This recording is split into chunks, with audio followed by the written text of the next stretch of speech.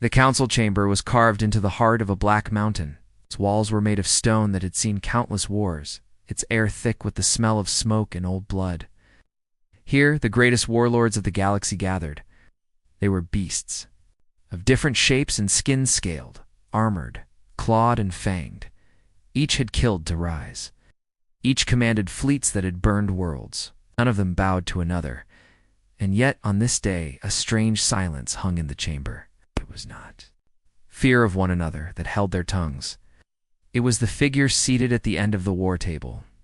A man, a human. He did not wear armor. He carried no weapon. His clothes were simple, gray, and unmarked. He looked out of place among the giants of destruction. His hands rested calmly on the stone table, and his eyes, sharp and cold, moved from one warlord to another. The warlords had invited him as a curiosity. Humans were not counted among the great warrior races. To the council, mankind was still new, still untested. Weak, many believed. The invitation was meant as a joke, a gesture to prove that even the smallest of species could stand in the same hall as the galaxy's predators. But now, as they sat across from him, not one of them laughed. "Speak, human," growled Verkai, a towering reptilian whose teeth had crushed skulls like fruit. "You have been called to advise us. You have seen our wars. Tell us what you think. Tell us why your kind claims to understand battle." The man raised his eyes. He did not flinch, did not bow. "You brought me here," he said, his voice quiet but steady, not to listen, but because you wanted to know what humanity does when surrounded by predators. A low growl rippled through the chamber. Some laughed, sharp and cruel. Others tapped claws against the table, but no one interrupted. The man leaned forward. His gaze held the weight of something older than his years. "You fight wars for glory. You burn planets for fear. You measure your strength by blood spilled and banners raised, but you do not understand war. Not truly." Verkai slammed a clawed fist against the table. "And you do? You, a creature whose world we could crush in a single fleet." The man's lips curled, but it was not a smile. "Yes, because my people do not fight for glory. We do not fight for the thrill of it. We fight only when we must. Out. And when we fight, we end wars." The chamber grew still, even the torches along.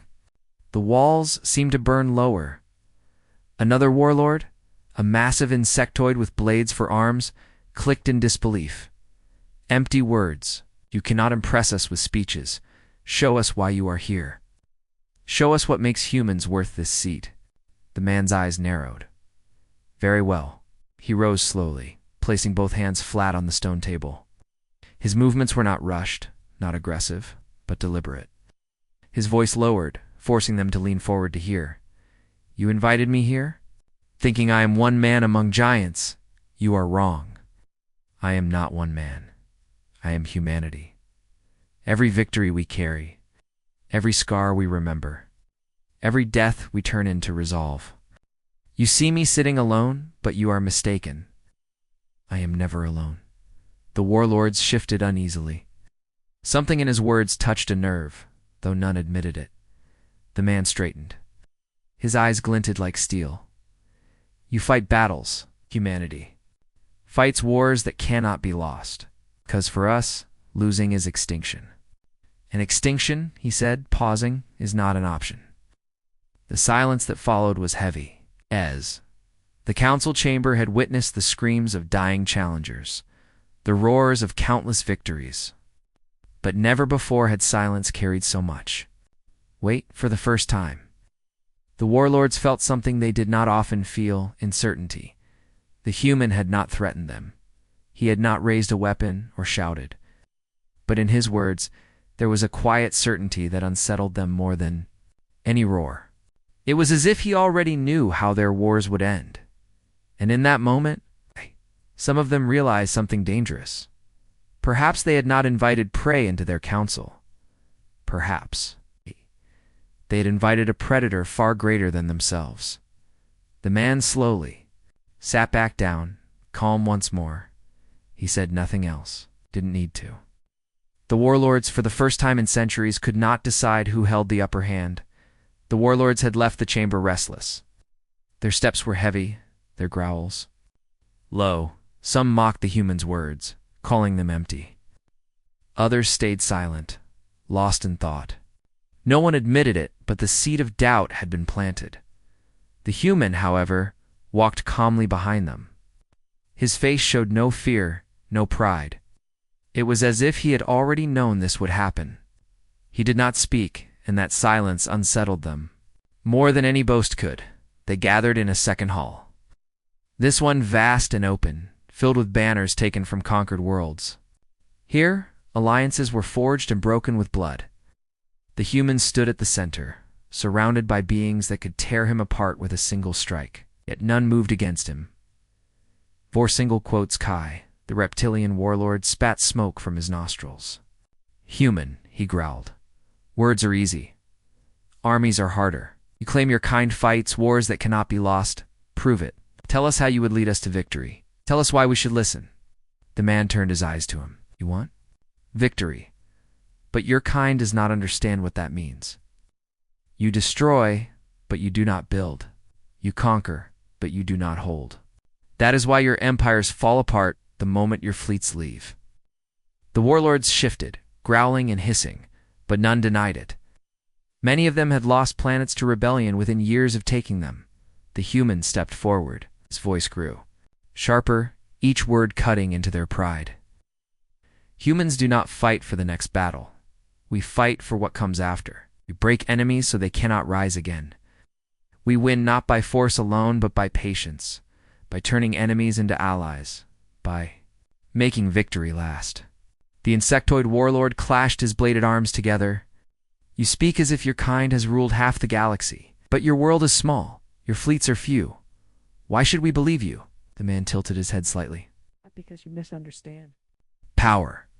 You think it is measured in ships, in firepower, in how many cities burn. But true power is measured by loyalty. Tell me how many of your soldiers would follow you into fire without question." The chamber went silent again. The warlords knew the answer. Their armies were vast, but loyalty was rare. Soldiers served out of fear or for plunder, but they followed. Because they had no choice, not because they believed. The man's eyes darkened. Humans fight differently. When one falls, another rises. When one army breaks, another forms. Not because we are forced, but because we refuse to die as slaves. We do not obey out of fear.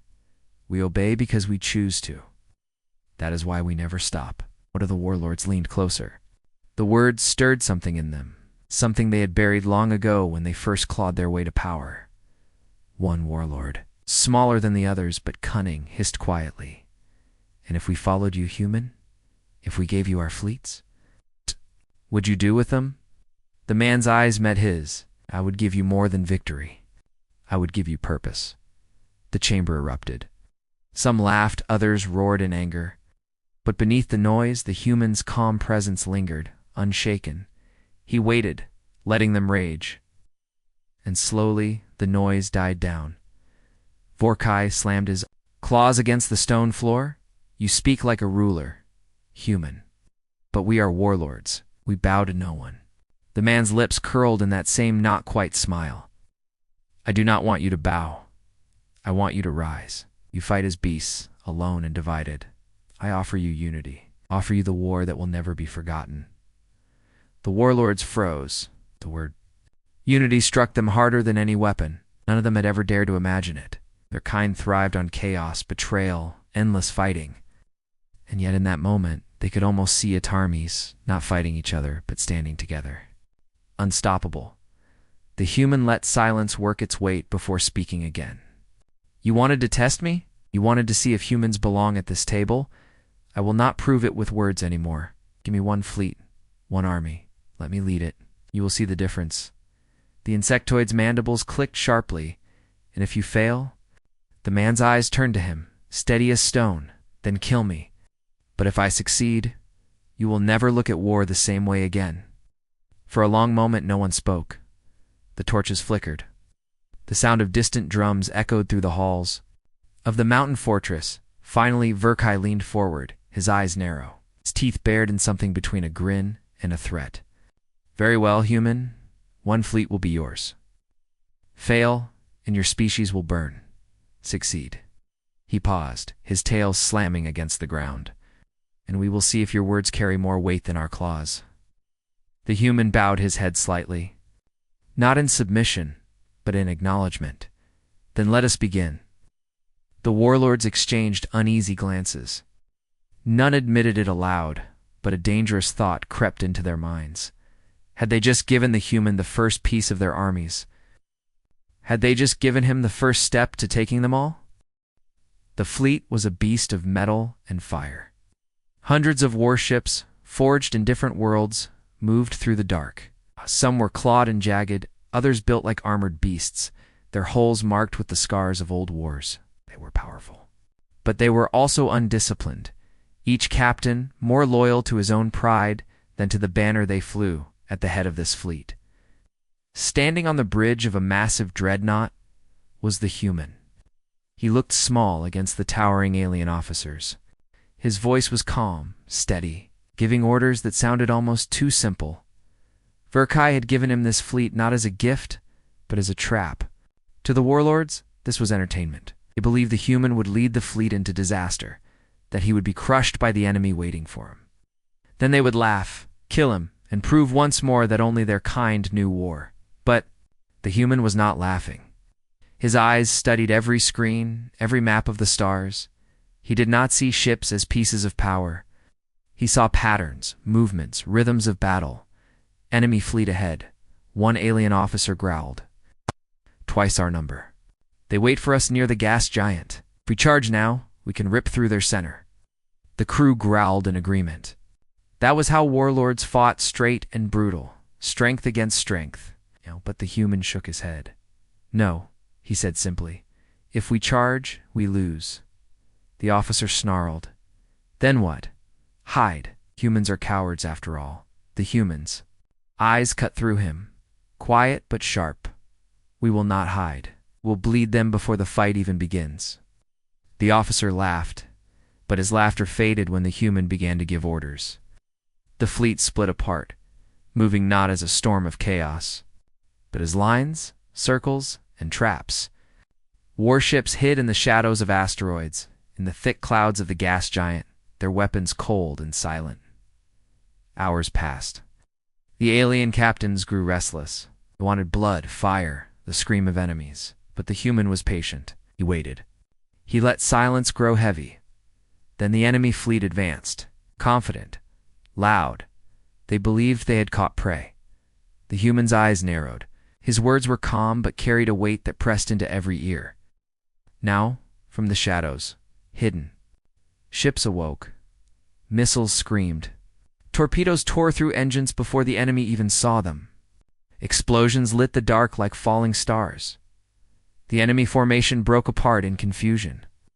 Ships turned wildly, trying to find their attackers. But each movement only dragged them deeper into the trap. Drive them, the human ordered. Do. Not destroy them all. Push them into the gas clouds. The warlord officers watched in disbelief as the enemy was herded, forced into the thick red clouds of the giant planet. Their visibility was nothing, scanners blind, waiting inside. Those clouds were the rest of the humans' hidden warships. The ambush was merciless. Blinding light, fire, broken holes, raining into the gas storms below. Within an hour, an enemy fleet twice their size was nothing but burning wreckage. The warlord officers stared at the screens in silence. They had expected failure, chaos, a glorious last stand. Instead, they had seen something colder, sharper, not just victory, but control. One officer, his claws trembling, finally spoke. You planned this before the battle even began. The human nodded. His face was calm, but his eyes were steel. Every war is won before the first shot. The enemy believed numbers gave them power. They were wrong. Fear is stronger than firepower. Confusion kills faster than weapons. And patience. Patience wins wars. The words sank deep. These were not the ways of the warlords.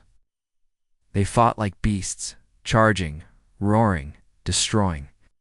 But the human had turned war into Something else, something they could not deny, worked. When the fleet returned to the Black Mountain, the council chamber was waiting. The warlords leaned forward as reports came in. Twice the enemy's size, destroyed with half the casualties of any usual raid. Verkai's tail lashed against the floor. He growled, but it was not with anger. It was with something darker. 1-1 battle, human. But tell me, was this luck? Or can you do it again? The man looked around the chamber, his eyes meeting each warlord. I do not win with luck. I win with preparation. And I will do it again as many times as needed until you understand. The insectoid clicked his mandibles. Understand what? The human's voice was low, sharp, final. That armies are not won by fear. They are won by unity. Gimme more fleets, I will show you. For a long moment, no one spoke. The warlords looked at one another. Suspicion, pride, and fear battled in their eyes. But beneath it all was something new, temptation. For the first time, he wondered what it would mean if this man's way was not weakness, but power greater than their own. The council chamber was louder than usual. Warlords shouted over one, another claws scraping against stone, fangs flashing. Victory should have united them, but instead it divided them. Some called the human dangerous. Others called him brilliant. Verkai sat at the head of the table, his massive frame looming, eyes burning. He had given the human a fleet expecting his death. Instead, the human had returned with triumph. That unsettled him more than failure ever could. Luck, one warlord roared, pounding the table with a spiked fist. It was nothing but luck. The human hid like prey and struck from the shadows. A coward's trick. But another warlord, lean and sharped, leaned forward. Call it what you want, but the enemy fleet is gone. My soldiers saw it. They returned with more discipline than I've ever seen. They did not speak of fear. They spoke of loyalty. The word spread like fire through the chamber. Loyalty. It was not a word the warlords were used to hearing. Their armies obeyed. Only because they were forced, because disobedience meant death. Loyalty was something else. The insectoid warlord tapped his bladed arms together, sparks flying. If the human can inspire loyalty, then perhaps we should let him try again. One victory does not prove everything. Give him another fleet. Let him prove it was not chance. Verkai's growl rolled through the hall. And if he succeeds again, what then? Will you give him all our fleets? Will you bow to a creature whose bones I could snap in one hand? The chamber erupted again, voices clashing like blades. But while they argued, the human stood silently at the far end of the table. He did not shout. He did not defend himself. His silence pulled their eyes to him more than any roar could. Finally, he spoke. His voice was calm, quiet, yet carried across the chamber. You argue as if this is about me. It is not. It is about your armies, your power, your survival. The warlords fell silent, listening despite themselves. You can keep fighting as you always have, the human continued, scattered, brutal, proud, and you will keep losing. Your enemies will always return, stronger, hungrier, waiting for the moment you are weak. Or his eyes swept the chamber. Or you can learn. Can fight not as beasts, but as something greater. I offer you that chance. The silence that followed was heavy. The warlords shifted uneasily, their pride clawing at them, but none could deny the truth in his words. One warlord, scarred and old, rose slowly. His voice was rough, but steady. You may have tricks, human, but you understand something the rest of us have forgotten. Discipline, unity. I will give you 10 of my ships. Lead them as you led the last fleet. If you fail, they are expendable. If you succeed, I will give you more. Gasps echoed through the hall. To offer ships so openly was dangerous. It meant trust or desperation. Verkai's tail slammed against the ground. You fool, you hand him a blade to cut your own throat. The old warlord turned his burning eyes toward Verkai. But if he is right, then I hand him a blade to cut our enemies first. The human inclined his head slightly, neither humble nor proud. Then I will not waste your faith. The council dissolved into chaos. voices rising again. Warlords shouted in rage. Others whispered in fear. But the seed had been planted. One warlord had given ships. Others began to wonder if they too should test the human's way. Later, in the dark halls outside the chamber, the human walked alone. Heavy footsteps followed him. From the shadows emerged the insectoid warlord, his bladed arms glinting. "You are dangerous human," the insectoid hissed. "Verkai wants your head. Others want your fleets. But me, I want to know the truth. You claim unity, you claim loyalty. But tell me, what do you really want?" The human stopped. His eyes were unreadable in the dim light. "What I want does not matter. What matters is survival. You all believe you are predators, kings of war. But you are nothing compared to what waits beyond your borders. If you do not change, you will all be prey." The insectoid's mandibles clicked nervously. He had expected pride, ambition, a hunger for power. But the human spoke like someone who had seen something they had not, something darker than any warlord could imagine. "You speak as if you know the future." The insectoid whispered. The human's gaze was cold. "I know what comes for those who believe strength alone is enough. I have seen it, and I will not see it again." The insectoid stared at him in silence, then stepped back into the shadows. He said nothing more. When the human returned to his quarters, reports were already waiting. The first warlord had given 10 ships. By the end of the night, 2 more had offered small fleets of their own, not openly, but in secret. They wanted to see if his way could give them victories, if his discipline could make their soldiers more than just beasts with weapons. The human sat in silence, reading the reports. Piece by piece, the warlords were handing him their armies. Not through conquest, not through fear, but through something they had never expected: trust. And in the silence of that chamber, he allowed himself the smallest of smiles, because he knew this was only the beginning. The fleets gathered in the void like a storm. Ships of every shape and design drifted in tight formations, their engines glowing against the black. There were warships built by reptilians, bristling with claws of steel. There were insectoid vessels with razor wings that could slice through smaller craft. There were hulking leviathans armored in thick plates, each one carrying thousands of troops. For centuries, these fleets had fought against each other.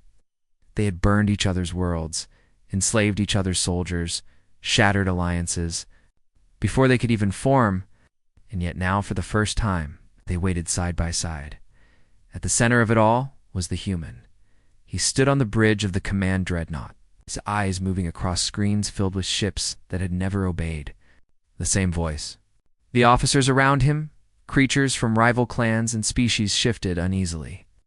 Their hands hovered over weapons, their bodies tense. Each one expecting betrayal. The human's voice cut through the tension. Calm, steady, precise.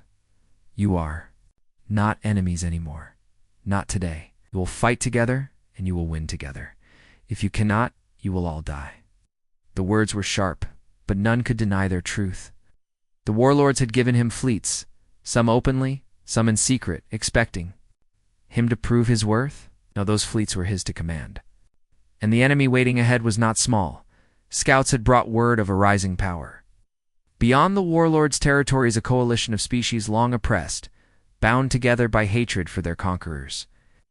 Their fleets had grown in secret, hidden, in dark corners of the galaxy, and now they had risen, larger and stronger than anyone expected. "They think you are divided," the human said, his gaze sweeping the officers. "They think you cannot fight as one. They believe you are nothing but beasts, snapping at each other's throats." He leaned forward, his eyes cold steel. "Let us prove them wrong." The enemy came fast, filling the dark with fire. Their numbers dwarfed even the combined warlord fleets. Ships poured into the system like a flood, their weapons lighting the void. The warlord captains roared, demanding to charge, to tear into the enemy with brute strength. But the human raised his hand. Not yet. They hesitated. The enemy was closing fast, Any warlord would have ordered an attack by now. The human watched the screens, waiting, studying, and then he struck. First formation, hold the center. Second, break left. Third, fall back and scatter. Make them chase you. The fleets moved. It's not in chaos, but in sharp, precise arcs. Ships that once fought each other now flowed together like a single blade. The enemy fell into the trap. Massive numbers pressed forward, eager to crush the divided fleets. They believed the center was weak, that the scattered ships were running. But as they surged forward, their lines stretched, their formation broke. The humans' eyes narrowed. Now, from the darkness, ships hidden behind asteroids and moons came alive. Torpedoes cut through the stretched enemy lines, slicing them. Apart, the scattered fleets wheeled back like wolves circling prey. The center, once appearing weak, held strong, pulling the enemy deeper into the kill zone. The void lit with fire. Enemy ships tore apart under the combined assault. The warlord officers stared in disbelief. Never had they seen fleets of different blood fight in such unity. Never had they seen discipline hold under such pressure.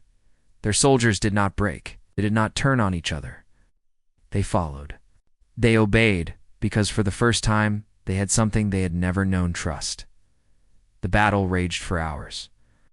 The enemy fought hard, desperate, driven by their hatred of the warlords. But little by little, their advantage in numbers crumbled.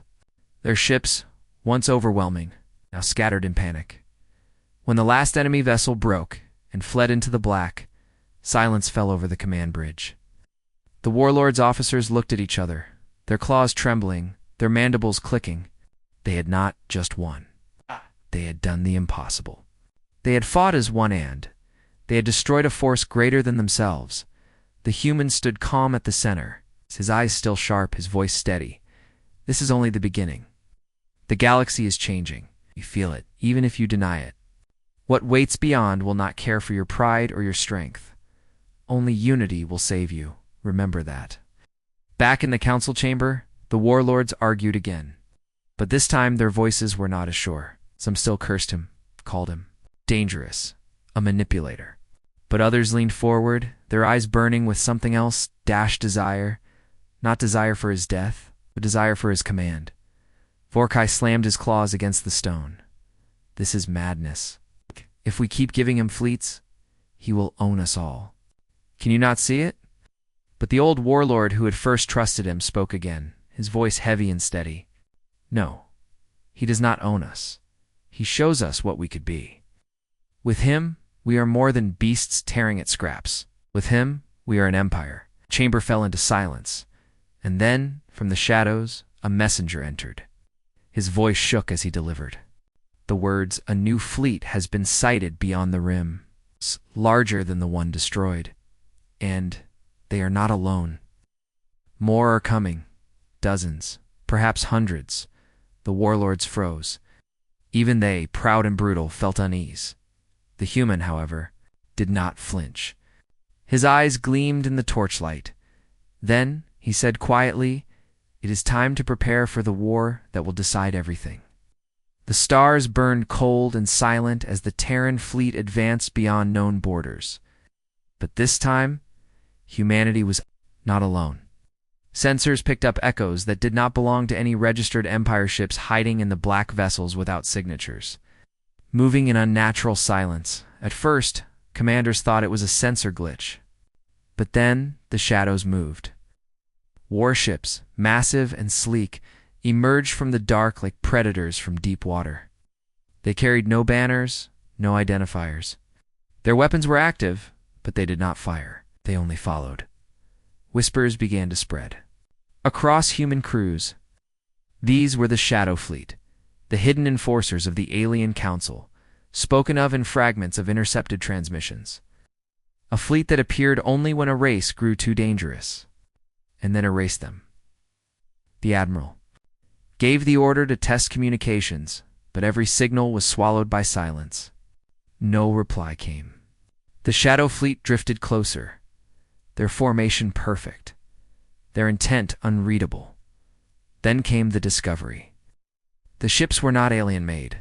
Their hulls bore human design, older than Earth's current age, built with technologies humanity had abandoned centuries ago. The crews froze in disbelief. How could human warships exist here, far beyond Earth's reach, and why were they controlled by outsiders? The Shadow Fleet's lead ship pulsed a single transmission. The message was simple, chilling. Return to your cradle, or be unmade. Human fleets stood at the edge of choice: retreat and surrender Earth's place in the stars, or stand and face war against a phantom fleet that should not exist. The decision would ignite the next chapter of humanity's fate. The war councils had ended, but peace did not bring silence. Instead, it brought whispers that spread like a storm. Across the galaxy, old rulers and hidden empires began to move in the shadows. They had feared humans in war, but peace terrified them even more. Because peace meant humans had time to prepare, to build, to think, and thinking humans were more dangerous than any fleet. On a distant moon, buried under layers of black ice, a council of forgotten species met in secret. They were not part of the treaty. They had been watching, waiting. Their voices trembled as they spoke. The humans cannot be allowed to hold peace, hissed one, its form hidden in thick fog. If they rise without war, they will shape the galaxy in silence. Another, old and scarred, struck the frozen floor with its staff. They are already shaping it. The treaty was not written for peace. It was written for control. And the humans hold the pen. The room fell into silence. For thousands of years, treaties had been symbols of weakness. Empires signed them only when they were too broken to fight. But humanity had signed not in weakness, but in strength. They had fought the greatest armadas, bled in fire, and still walked away standing tall. That was what made the treaty dangerous. It was not surrender, it was victory hidden in calm words, far away. On Earth, leaders gathered in a hidden chamber beneath the ruins of an old city. Holograms of alien envoys floated above the table, their eyes cold, their voices careful. They wanted to renegotiate. They wanted limits placed on humanity's weapons, restrictions on their colonies, chains hidden inside legal words. But the humans did not flinch. General Marcus leaned forward, his voice steady. You fear us because you still do not understand us. You believe peace will make us weak, but peace only sharpens our blades. And when the time comes, you will realize this treaty was your idea, not ours. The aliens shifted uncomfortably. For the first time, they realized the humans were not desperate for peace. They had accepted it as a test, a trap, a way to see who among the stars would break it first. Beyond the stars, fleets began to vanish. Scout ships disappeared at the edge of known space. Entire convoys of supplies never reached their destination. Whispers spread of a force unseen, one not loyal to the treaty. Some said it was a rebellion. Others said it was a weapon humanity had hidden. None knew the truth. But the truth was stranger. For in the silence of the void, human ships were watching. Black vessels with no name, cloaked against every eye. They tracked every move, every meeting, every betrayal. Humanity had signed the treaty, but they had never trusted it. Behind the mask of peace, they had built something new. Of war, but of survival. One night, as the galaxy slept, a transmission shook the stars. It came from the deep void, where no empire claimed ownership. The voice was not human, not alien, but something ancient, warning carved into static. They have awakened. The treaty is the key. And when it breaks, so too will the chains that bind the stars. As the message spread, echoing across fleets and colonies, panic grew. Who were they? What chains? What was hidden inside the peace that every ruler had feared to question? On Earth, the leaders listened in silence. Some were afraid. Others understood. The treaty was not just a pact of survival. It was a door. Humanity had always been the kind of species to step through doors others feared to open. General Marcus stood before the chamber once more, his hand resting on the table. His voice was calm, almost cold. The galaxy thinks peace has made us quiet, but the truth is simple. We are not quiet. We are waiting. And soon the galaxy will learn why every peace treaty ever signed in history was only the beginning of war. Outside, above Earth, the stars flickered. Human ships aligned into hidden formations, unseen and silent. They were not preparing to attack, not yet. They were waiting for the first betrayal, the first crack in the fragile glass of peace. And when it came, they would strike not with desperation, but with precision, and the galaxy would finally understand why the peace treaty they all feared was never about fear at all. It was about timing, and humanity had mastered the art of waiting. The galaxy watched in silence. Entire civilizations, rulers, and empires had paused their wars, their arguments, their endless rivalries. Every screen, every relay station, every long-range array was tuned to the same channel, the final transmission from Earth. On the burning surface of the planet, the sky was torn apart. Alien warships still circled in orbit, but they no longer moved with confidence. They waited, afraid, unsure of what was about to happen. Humanity had been brought to its knees, or so the invaders thought. But then she appeared. The woman, the one the galaxy now whispered about, stood in the middle of the ruined Earth Command Center. Her clothes were scorched, her hair burned at the ends, yet her eyes were steady round her. Holograms flickered maps of the galaxy, codes that only humans could understand, and a final weapon still hidden. She looked at the camera, not at the aliens, not at the broken human fleet scattered in orbit. She looked directly into the homes and minds of every being watching across the stars, and then she smiled. It was not a smile of surrender. It was not despair. It was something far colder and far more dangerous. A smile that said, "You never understood us.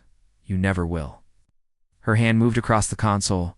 The codes activated, across the galaxy, long-hidden stations, forgotten, buried, or disguised as debris came online. Engines roared to life. Weapons older than most civilizations began charging. The aliens in orbit panicked. Ships scrambled. Fleets broke formation. Commands flooded the channels. But it was already too late. One by one, human weapons fired. From across star systems, from beyond the void, from places the galaxy never even guessed humans had reached. The sky over Earth lit up with blinding fire. Alien fleets shattered in moments, their strongest shields collapsing as if they were glass. On dozens of worlds, alien leaders screamed in disbelief. Humanity had been weak, broken, finished, or so they had told themselves. But the truth was now clear. Humans never played to win quickly. They played to win absolutely, and still. The woman smiled. Even as Earth burned, even as the galaxy trembled, her smile promised something greater, something the aliens could not understand. Not vengeance, not survival, dominion. The transmission cut. The galaxy sat in silence, forever haunted by that final image. The last smile of a human burning, broken, but utterly unafraid. And in that silence, the galaxy understood one truth too late. They had not ended humanity. They had unleashed it.